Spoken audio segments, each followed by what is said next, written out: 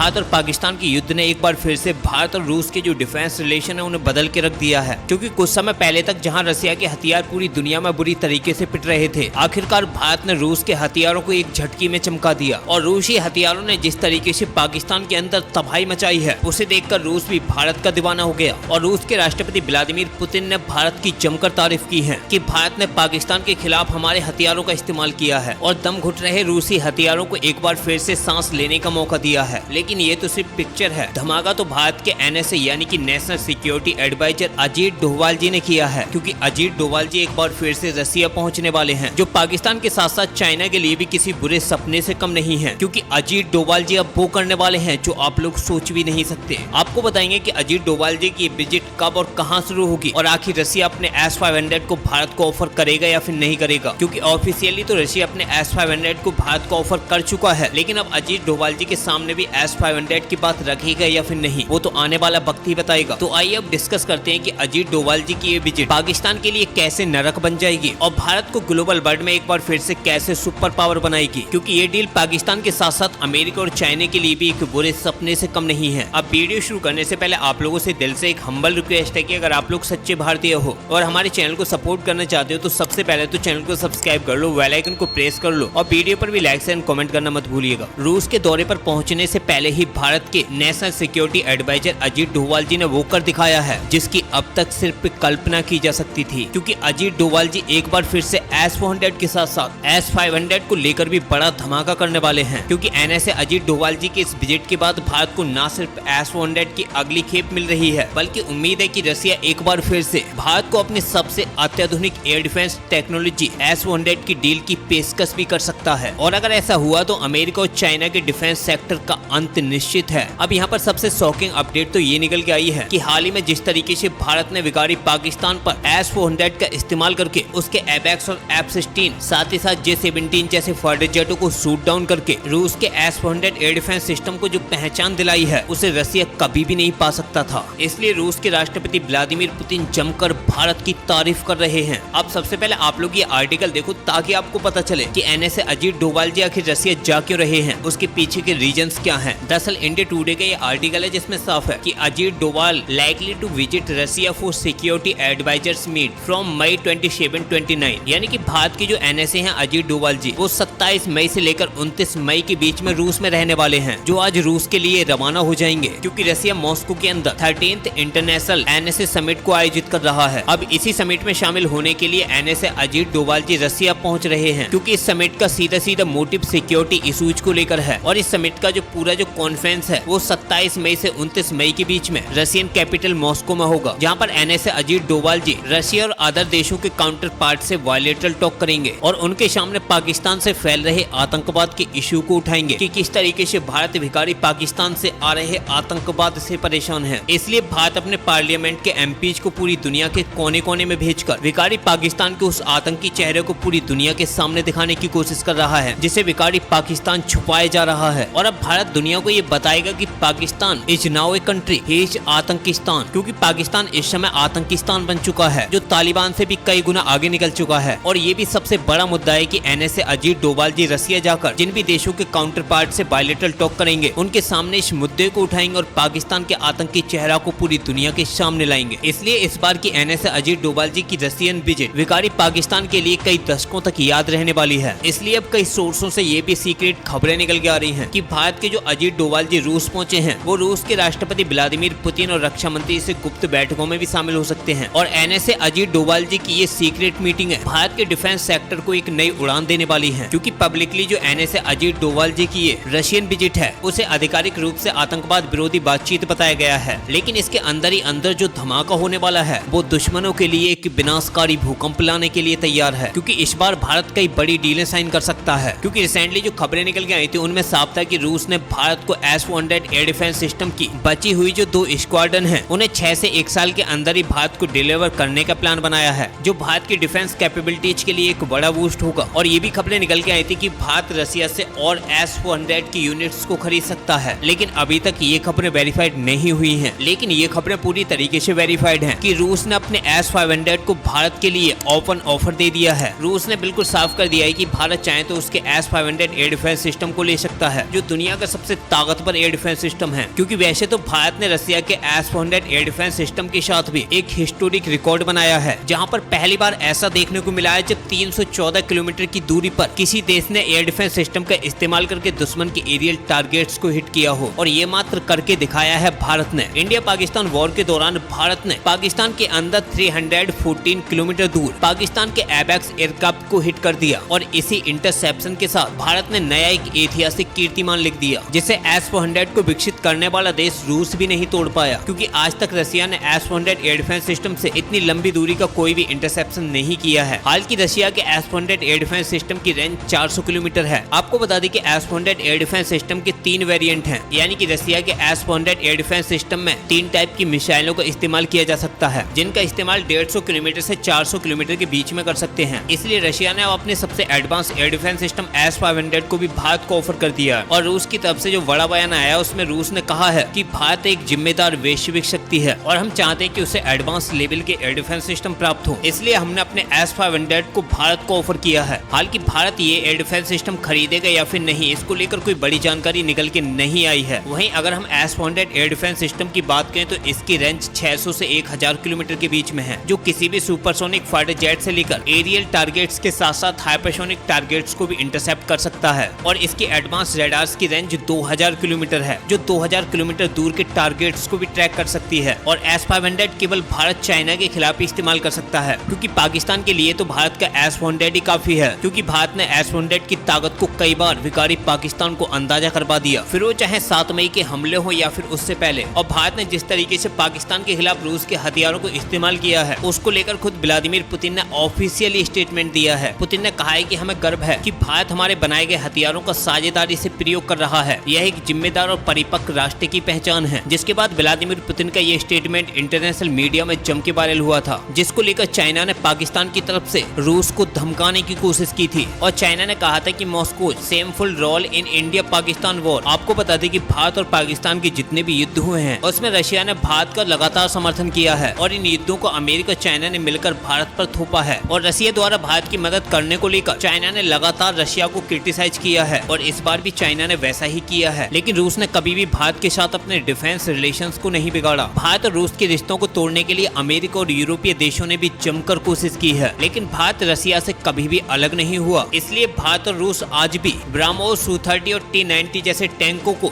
मिलकर मैन्युफैक्चर कर रहे हैं। और अब रशिया भारत को S-500 के साथ साथ Su-57 जो 5th जनरेशन का एक स्टील्थ फाइटर जेट है उसे भी ऑफर कर चुका है। वहीं भारत ने रूस से S-500 की टेक्नोलॉजी ट्रांसफर को प्रोडक्शन की मांग रखी है। और अगर भारत और रशिया के बीच में ये डील हुई तो ये डील लगभग 60,000 करोड़ की होने वाली है, जो अब अमेरिका के लिए और भी बड़ा सरदर्द बनने वाली है, क्योंकि अमेरिका पहले ही S-400 एयर डिफेंस सिस्टम को लेकर भारत को प्रतिबंधों की धमकी दे चुका है। और अब अगर भारत रशिया से S-500 की डील करता है तो अमेरिका की वॉकलाहट साफ दिखाई देगी। लेकिन भारत ने स्पष्ट कर दिया है कि वह रणनीतिक स्वतंत्रता से कोई भी समझौता नहीं करेगा। हम अपनी डिफेंस जरूरतों के हिसाब से ही फैसले लेंगे, किसी और के दबाव में आकर नहीं। अब देखते हैं कि NSA अजीत डोभाल जी इस डील को कहां तक लेके जाते हैं, क्योंकि अजीत डोभाल जी की रूस यात्रा केवल एक कूटनीतिक कदम नहीं है बल्कि एक रणनीतिक बदलाव का संकेत है, क्योंकि भारत अब सिर्फ क्षेत्रीय शक्ति नहीं बल्कि वैश्विक सुरक्षा आर्किटेक्चर का हिस्सा बन रहा है। और ये सभी संकेत दे रहे हैं कि भारत अब अपनी सुरक्षा नीति में कोई समझौता नहीं करेगा। अब वक्त है जब भारत दुनिया को यह दिखा रहा है कि शांति वही लाता है जो युद्ध के लिए तैयार होता है। फिलहाल भारत की इस रणनीति पर आपकी क्या राय है, कमेंट बॉक्स में जरूर बताना। और इस वीडियो में इतना ही, मिलते हैं एक नई वीडियो के साथ, तब तक के लिए जय हिंद जय भारत।